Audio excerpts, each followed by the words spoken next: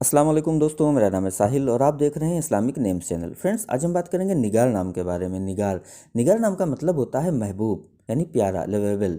तो जिनका नाम निगार होता है उनके लिए हर महीने की 1, 10 और 19 यानी 1, 10 और 19 ये 3 डेट्स लकी और अच्छी होती हैं। अगर बात करें इनके लकी डे यानी लकी दिन की, तो लकी दिन इनके लिए सबसे बेस्ट रहेगा संडे यानी इतवार।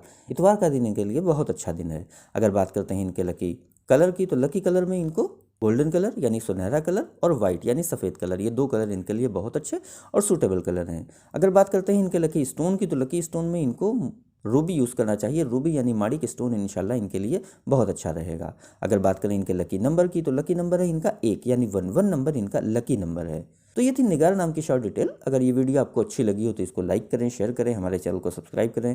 यहाँ पर हम आपको आपके नाम के बारे में ऐसे ही शॉर्ट में जानकारी देते हैं। अगर आप किसी और नाम के बारे में जानना चाहते हैं तो कमेंट बॉक्स में उसका नाम लिखिए, बहुत जल्दी आपको उस नाम पर वीडियो मिल जाएगी।